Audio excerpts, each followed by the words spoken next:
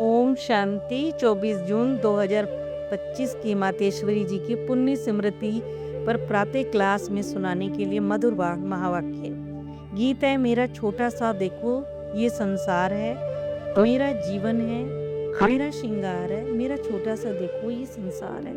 ये गीत बाबा कहते हैं पुरानी किस समय का गाया हुआ है, क्योंकि इस संगम पर समय ही इस हम ब्राह्मण कुल का है। ये छोटा सा संसार है।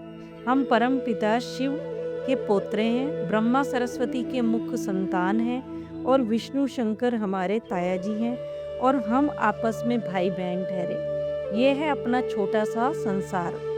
अब मतलब कहने का है कि परमात्मा ने ब्रह्मा बाबा को अपना बेटा माना और ब्रह्मा बाबा ब्राह्मण बन उनके मुख से परमात्मा ने हमें चुना। यानी ब्रह्मा के हम बच्चे तो शिव के क्या लगे। उस रीति से हम शिव परमपिता परमात्मा शिव के पोत्रे हो गए। विष्णु ब्रह्मा बाबा का बड़ा भाई वो हो गए ताया जी। तो फिर उस रीति से समझते तो फिर दोनों भाई के बच्चे भाई बहन हो गए ना। ये समझाया बाबा ने। इसे कहते हैं बाबा बच्चे ये अपना ब्राह्मणों का छोटा सा संसार है, इसके आगे और कोई संबंध रचा ही नहीं। इसी समय इतना ही संबंध कहेंगे तो सोचो जरा कि हमारा संबंध कितनी बड़ी अथॉरिटी से है। तो हमारा ग्रैंडपा शिव हो गया ना, यानी दादा होता है ना जो, वो शिव हो गया। यानी बाबा कहते उनका नाम भी कितना भारी है। वो सारी सृष्टि का बीज रूप है। सभी आत्माओं का कल्याणकारी होने के कारण उनको कहा जाता है हर हर महादेव भोलानाथ कहा जाता है ना। वो सारी सृष्टि का दुख हर लेता है और सुख दे देता है। उसके द्वारा बाबा कहते हैं हमें सुख शांति पवित्रता का बड़ा हक मिलता है। शांति से फिर कोई भी कर्म बंधन नहीं होता है। शांति में बाबा कहते हैं परंतु पवित्रता के आधार पर ही रखते हैं। जब तक सर्टिफिकेट नहीं मिला है तब तक वर्षा यानी प्रॉपर्टी मिल नहीं सकती है। ब्रह्मा के ऊपर देखो बड़ी जिम्मेदारी है। जो मलेच होती है ना, जो विकारी आत्माएं, बाबा कहते हैं जो मलेच 5 विकारों में मैली अपवित्र आत्माओं को गुलगुल बनाया किसने? ब्रह्मा ने बनाया, यानी पवित्र बनाना। इसीलिए उन्हें सतयुग में पहला प्रिंस का पद मिला। ये बहुत बड़ा काम था जो उन्होंने किया। अब देखो तुम्हारा बाबा कहते हैं पिता के साथ कैसा संबंध है, तो कितना बेफिक्र खुश होना चाहिए ना। अब हर ब्राह्मण अपने दिल से पूछो कि हम उनके पूरी तरह से हो चुके हैं। स्टूडेंट का काम है पूरा वर्षा लेना, पूरा पुरुषार्थ कर स्कॉलरशिप लेना। जो लॉटरी में जीतेगा वो ही माला में पिरोया जाएगा। बाकी देखो बाबा कहे जो लड्डू दोनों तरफ पकड़े बैठे हैं ना, यहाँ का भी सुख ले लें और वहाँ सतयुग का भी ले लें, तो बाबा कहते हैं उनके हाथ में तो कुछ भी नहीं आने वाला। जिनके ऐसे विचार हैं वो बीच में या फिर बिल्कुल ही नीचे, उन्हें मध्यम या कनिष्ठ पुरुषार्थी कहेंगे, ना कि सबसे ऊंचा पुरुषार्थी। जब परमात्मा देने में आनाकानी नहीं करते तो बाबा के लेने वाले क्यों नहीं लेते। तब तो देखो गुरु नानक ने कहा परमात्मा तो दाता है, समर्थ है, मगर आत्माओं में लेने की भी ताकत नहीं है। कहावत भी है ना, देंदा दे लेंदा थक पावे। देने वाला तो देता है पर लेने वाला थक जाता है। देखो ब्रह्मा बाबा कितनी मेहनत करते हैं, फिर भी माया कितना बिगड़ डालती है। क्यों? क्योंकि अब माया का राज्य समाप्त होने वाला है। जब कोई चीज़ समाप्त होने वाली होती है ना तो वो बहुत तेजी से आती है। तभी तो परमात्मा को बाबा कहते आना पड़ा।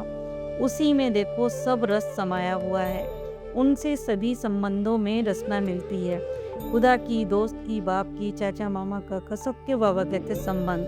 तभी तो देखो तमी माता पिता तुम्ही तमी बंधु सखा आदि की महिमा भी तो गाते थे ना। उस परमात्मा की गाई भी है, तो फिर बलिहारी भी इस समय की है। जो ऐसा संबंध है फिर कहा परमात्मा से संबंध जोड़ना है। परंतु ऐसा नहीं सोचना कि 21 जन्म नाम सुन ठंडे मत पड़ जाना। ये ना सोचो कि 21 जन्म के लिए पुरुषार्थ करके फिर तो गिरना ही है। परंतु ड्रामा में जितनी आत्माओं का पार्ट है वो तो मिलना ही है ना। परमात्मा तो ऊंची स्टेज पर पहुंचा देते हैं पर हम उन्हें फिर भी भूल जाते हैं। पुरुषार्थ बाबा कहते हैं मनुष्य सुख के लिए ही करना चाहता है। सुख दुख से न्यारे के लिए नहीं करता है। जब तक आत्माएं स्वच्छ नहीं बनेंगी तब तक ये संसार सुखदायी नहीं हो सकता। इसीलिए परमात्मा को आकर आत्माओं को स्वच्छ बनाना पड़ता है। आत्माओं में से अस्वच्छता निकालनी पड़ती है, यानी गंदगी निकालनी पड़ती है। तभी आत्माएं परमात्मा के बल से लेकर सतो प्रधान बनेंगी। ये तत्व भी प्योर सतो प्रधान बन जाएंगे। जब हम अपने को बदलेंगे तो फिर आधार से ही उनके आधार से ही तो दुनिया बदलेगी। अगर अभी तक हमारे में भी फर्क नहीं आ रहा है तो बाबा कहते दुनिया फिर बताओ कैसे बदलेगी। तो अपने को बाबा कहते चेक करो बार बार। रात को भी देखो, अपना पूरे दिन का बाबा को बताओ क्या किया क्या नहीं किया। पोता मेल रखने वाले रात को भी अपना खाता देखते हैं कि क्या मैंने जमा किया, कितनी लीकेज हुई, सारे दिन में कितना फ़ायदा कितना नुकसान। अगर ज़्यादा नुकसान हुआ तो बाबा कहते फिर दूसरे दिन खबरदार रहना चाहिए, अटेंशन रखना चाहिए कि हम फ़ायदे में जाते हैं या फिर अपने फ़ायदे में गिर रहे हैं। बाबा कहते अपनी पोजीशन पकड़ेंगे ना, अगर फ़ायदे में जाएंगे तो। अभी से देखो देवताई संस्कार बनाने, देखना है कि हमारे सारे विकारी संस्कार बदलते जा रहे हैं। अगर हमसे नहीं छूट रहा तो समझो हम बदले ही नहीं। बाबा कहते विकारी खाता नहीं बनाना है, दान पुण्य करना है। सोने से पहले कम से कम बाबा कहते 10-15 मिनट बाबा की याद में बैठ जाओ। अपने को देखो सारे दिन मेरा कैसा बीता। कई तो नोट भी करते हैं पिछला खाता बाबा कहते, क्योंकि पापों का सर पे बहुत ज़्यादा है। उससे परमात्मा की याद को मिटाना है, भगवान को याद कर की तो मिटाना है। हमने कितना समय याद किए में दिया, क्योंकि देखा कि हम चार्ट रखते हैं तो फिर हमें हमारी कमियों का भी पता चलता है और दूसरे दिन के लिए सावधान भी रहेंगे। ऐसे सावधान हो जाएंगे कि हमारे अच्छे कर्म होते जाएंगे, हमसे कोई पाप होगा ही नहीं। पापों से ही बचना है। अच्छा, मीठी माँ का मीठे मीठे बच्चों प्रति याद प्यार। फिर कहा बेटी श्री राधे प्यारे बच्चों को तो सहन तो बहुत करना पड़ता है, ये मार्ग ही सहन करने का है, अवश्य तय करना है। मैं चाहूँ तो फिर इस मार्ग को आसान भी बना सकता हूँ। बाबा कहते, बाबा कहे बच्चे साक्षात कराने की चाबी मेरे हाथ में है। अगर मैं किसी भी धनवान भक्त को किसी देवता का साक्षात्कार करा दूं ना तो वह अपना सारा धन लेकर इस यज्ञ में दे देगा, क्योंकि ईश्वर तो सभी धनवानों का धनवान है ना। परंतु हमारा पिता चाहता है जो मेरे बच्चे बैगर यानी गिर गए हैं, जो ज्ञान रतन से गिरे हुए भिखारी बच्चे हैं, उनको ही तो मैं प्रिंसेस बनाऊं। बाबा भी यही चाहते हैं। इसीलिए देखो तुम सबको सहन करने के बाद ही प्रिंसेस बन जाएंगे। वो खुशी देखो नशा कितना होगा, क्योंकि सहन करना ये ईश्वरीय व देवी गुण है जिसमें ही खुशी समाई हुई है। इस गुण से देखो ईश्वर सुख महसूस होता है। सहन करते भी कितनी मौज में रहते हो आप, यही गोपनीय ज्ञान है। ऐसा सुख योगी ही प्राप्त करता है। भले बाबा कहते खान पान इत्यादि ना मिले, परंतु बाबा कहते बेपरवाह बादशाह हो, उपस्थित तो हो। फिर बाबा ने कहा बच्चे तुम याद में बैठते हो, परंतु अभी तक बाबा कहते उस लाइट का तेज मेरे बदन तक नहीं पहुंचता है। नहीं, जैसे योगी बनते हैं, हम योग करते हैं तो इतना मतलब हमारे में ऑरा नहीं बन पाता कि परमात्मा तक पहुंच पाए। अगर बिंदी रूप लाइट में होंगे तो वो तेज यानी प्रकाश मेरे तक पहुंचेगा।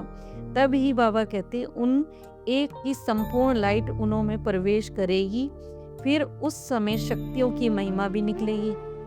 तो हर एक को अपने निश्चय में स्थिर रहना है। अगर मैं भी उतारूं तो भी ना उतार सकूं। बाबा कहते निश्चय को मैं भी तुम्हारे हिलाऊं ना, तो ऐसा पक्का तुम्हें रहना है कि वो भी परमात्मा भी ना हिला पाए।